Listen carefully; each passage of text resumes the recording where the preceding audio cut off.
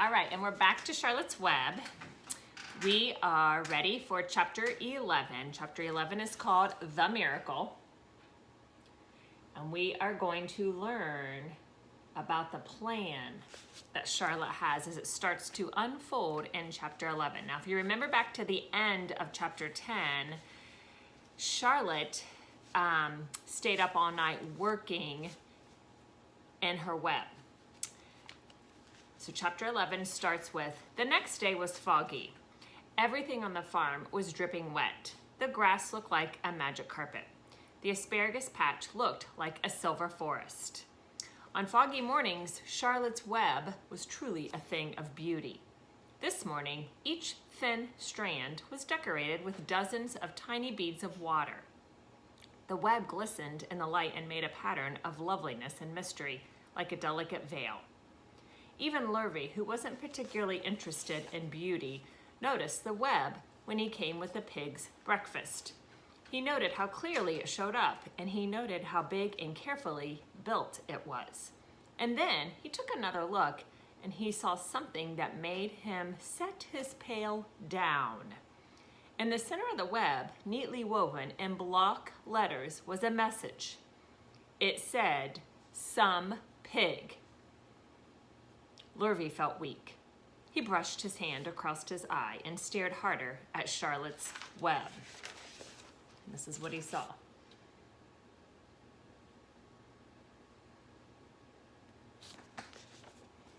"I think I'm seeing things," he whispered. He dropped to his knees and uttered a short prayer. Then, forgetting all about Wilbur's breakfast, he walked back to the house and he called Mr. Zuckerman. "I think you'd better come down to the pig pen," he said. "Well, what's the trouble?" said Mr. Zuckerman. "Anything wrong with the pig?" "Not exactly," said Lurvy. "Come and see for yourself." The two men walked silently down to Wilbur's yard. Lurvy pointed to the spider's web. "Do you see what I see?" he asked. Zuckerman stared at the writing on the web. Then he murmured the words, "Some pig." Then he looked at Lurvy. Then they both began to tremble. Charlotte, sleeping after her night's exertions, smiled as she watched. Wilbur came and stood directly under the web. "Some pig," muttered Lurvy in a low voice. "Some pig," whispered Mr. Zuckerman. They stared and they stared for a long time at Wilbur. Then they stared at Charlotte. "You don't suppose that spider," began Mr. Zuckerman, but he shook his head and didn't finish his sentence. Instead, he walked solemnly back up to the house and spoke to his wife. "Edith, something has happened," he said in a weak voice. He went into the living room and sat down, and Mrs. Zuckerman followed. "I've got something to tell you, Edith," he said. "You better sit down." Mr. Zuckerman sank into her chair. She looked pale and frightened. "Edith," he said, trying to keep his voice steady, "I think you had best be told that we have a very unusual pig." A look of complete bewilderment came over Mrs. Zuckerman's face. "Homer Zuckerman, what in the world are you talking about?" she said. "This is a very serious thing, Edith," he replied. "Our pig is completely out of the ordinary." "Well, what's unusual about the pig?" asked Mrs. Zuckerman, who was beginning to recover from her scare. "Well, I don't really know yet," said Mr. Zuckerman, "but we have received a sign, Edith, a mysterious sign. A miracle has happened on this farm. There's a large spider web in the doorway of the barn cellar, right over the pig pen. And when Lurvy went to feed the pig this morning, he noticed the web because it was foggy. And you know how a spider's web looks, very distinct in the fog. And right spank in the middle of the web were the words, 'Some pig.' The words were woven right into the web. They were actually part of the web, Edith. I know because I've been down there and seen it. It says 'Some pig' just as clear can be. There can be no mistake about it. A miracle has happened and a sign has occurred here on Earth, right on our farm, and we have no ordinary pig."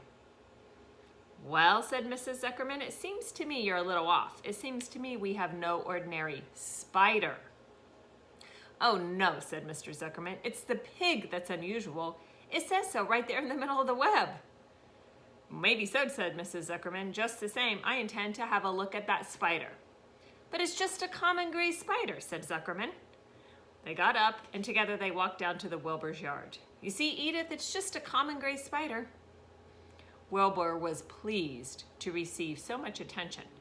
Lurvy was still standing there, and Mr. and Mrs. Zuckerman, all three, stood for about an hour reading the words on the web over and over and watching Wilbur. Charlotte was delighted with the way her trick was working. She sat without moving a muscle and listened to the conversation of the people. When a small fly blundered into the web, just beyond the word pig, Charlotte dropped quickly down, rolled the fly up, and carried it out of the way. After a while, the fog had lifted. The web dried off, and the words didn't show up so plainly. The Zuckermans and Lurvy walked back to the house. Just before they left the pig pen, Mr. Zuckerman took one last look at Wilbur. You know, he said in an important voice, I've thought all along that pig of ours was an extra good one. He's a solid pig. That pig is as solid as they come. You notice how solid he is around the shoulders, Lurvy? Sure I do, said Lurvy. I've always noticed that pig. He's quite a pig.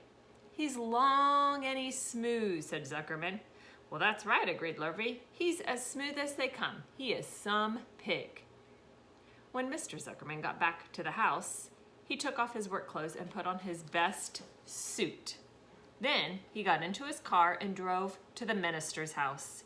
He stayed for an hour and explained to the minister that a miracle had happened on the farm. So far, said Zuckerman, only 4 people on earth know about this miracle. Myself, my wife Edith, my hired man Lurvy, and you. Don't tell anybody else, said the minister.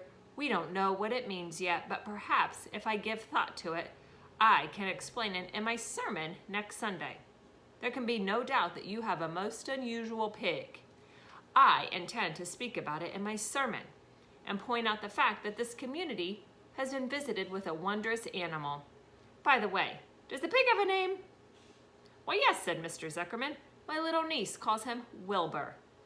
She's a rather different child, full of notions. She raised the pig on a bottle, and I bought him from her when he was a month old. He shook his hands with the minister and left. Secrets are hard to keep. Long before Sunday ever came, the news spread all over the county. Everybody knew that a sign had appeared in a spider's web on the Zuckerman place. Everybody knew that the Zuckermans had a wondrous pig. People came from miles around to look at Wilbur and to read the words on Charlotte's web. The Zuckermans' driveway was full of cars and trucks from morning till night.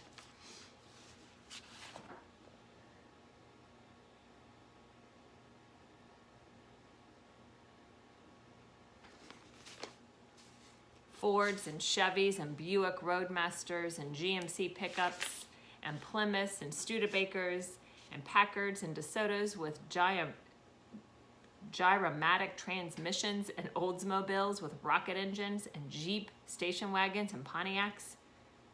The news of the wonderful pig spread clear up into the hills, and farmers came rattling down in buggies and buckboards to stand hour after hour at Wilbur's pen admiring the miraculous animal. All said they had never seen such a pig before in their lives. When Fern told her mother that Avery had tried to hit the Zuckerman spider with a stick, Mrs. Arable was so shocked that she sent Avery to bed without any supper as punishment. In the days that followed, Mr. Zuckerman was so busy entertaining visitors that he neglected his farm work. He wore his good clothes all the time now. He got right into them when he got up in the morning. Mrs. Zuckerman prepared special meals for Wilbur. Lurvy shaved and got a haircut, and his principal farm duty was to feed the pig while people looked on. Mr. Zuckerman ordered Lurvy to increase Wilbur's feedings from 3 meals a day to 4 meals a day. The Zuckermans were so busy with visitors, they forgot about all the other things on the farm. The blackberries got ripe. Mrs. Zuckerman failed to put up any blackberry jam. The corn needed hoeing, and Lurvy didn't have find time to hoe it. On Sunday, the church was full. The minister explained the miracle.